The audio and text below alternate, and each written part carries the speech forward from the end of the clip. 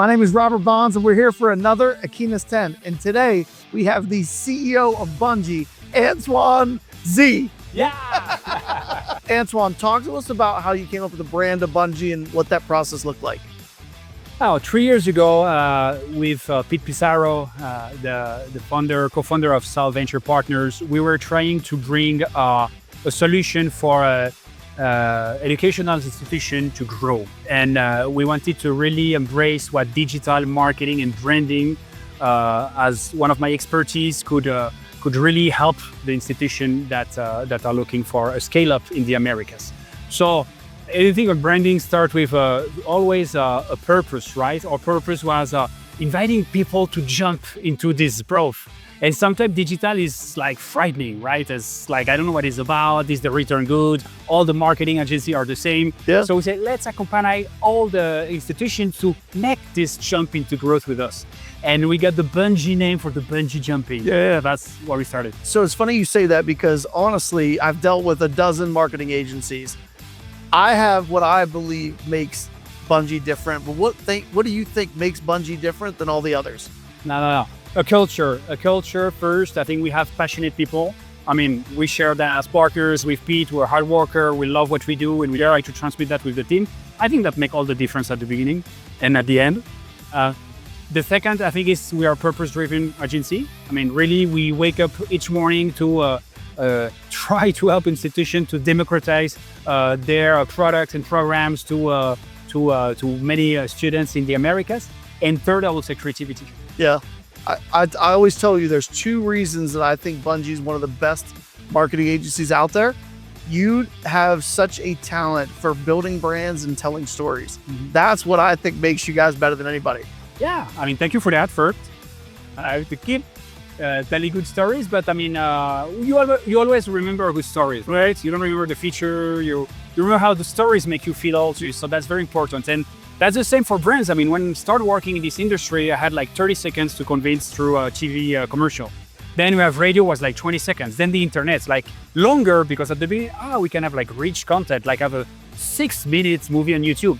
Today, how long do we have to convince someone? Right, seconds. 1 second. Swipe left. So, I mean, I don't like advertising.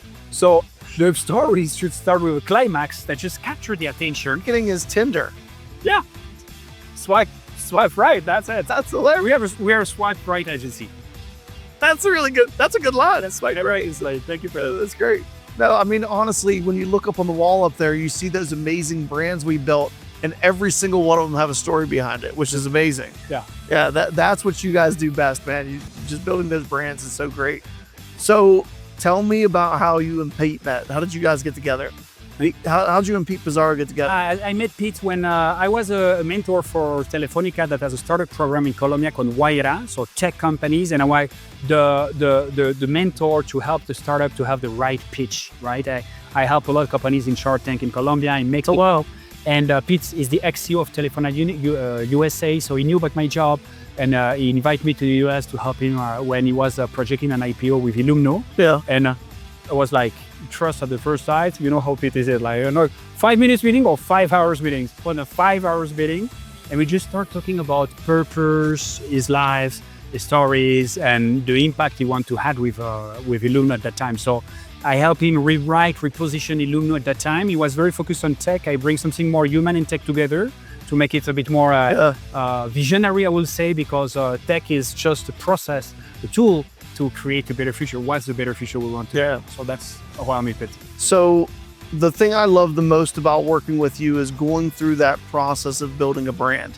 Why don't you talk to me about what are 3 things that you kind of do to start out to build a great brand? I mean, because you're a creative guy, because you're also a marketer, so you like creativity. That's make you vibrate. Like just like this little idea we have with Tinder. This is just like teeny big. It's like swipe right, a big signals, right? Something happened, and wow, we are the swipe right agency. So you create brands a bit like that. You know, like you bring an idea, I bring another one, and there is like always a set of friction. To get good ideas, you need a friction. We should not always agree. We should agree to disagree. We should brainstorm. We should have fun. And that makes part always of the process of creating a brand. Yeah. We pick up the ideas of anyone, I mean, I will say I mean, the reception is kind of very good idea for branding, for naming. If he's been working with us for 4 years, so that make part of the process. Then we have a very strict methodology, which is integrating all the traditional marketing plus all the open source framework that startup world offers to us. Yeah. So we use all those templates. And the templates is just the framework to make the chaos happen. And the chaos is the creativity that just give us an amazing name, like all the one we have invited to share. Right. So looking up at those brands up on the wall, right? And you guys will show the brand, but looking at those brands on the wall, let's talk about CNVC. What do you love the most about the CNVC brand? I love when you told me that day that your School of Progress was your idea. I said, that was my idea.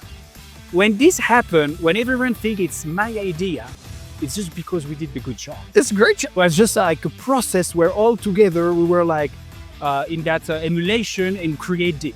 But what I really prefer about CNVC on the rebranding we did is for sure the modernization we bring, like the highest standard of course. At branding. Branding understood like design, colors, fonts, which is very important because that's what you project, you know. For example, Walmart just changed the logo. It's very slightly differences, but it brings a lot of difference in the perception.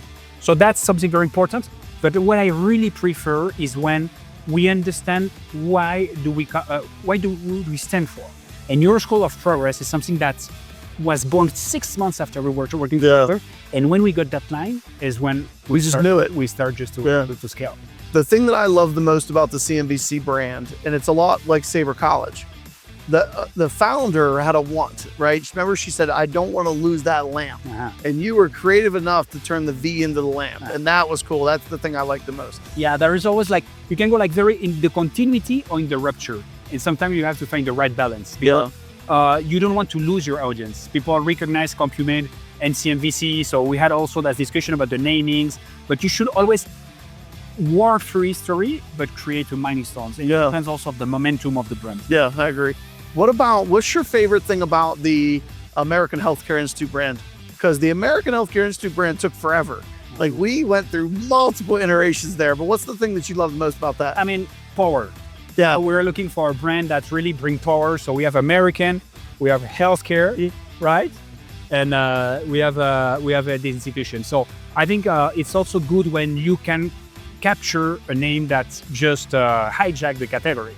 So that's a very good name. I like also that we call Am Health, because Am Health, short play with that idea, I am health, right? I am a healthcare professional. I think there is something smart here. Yeah, I agree.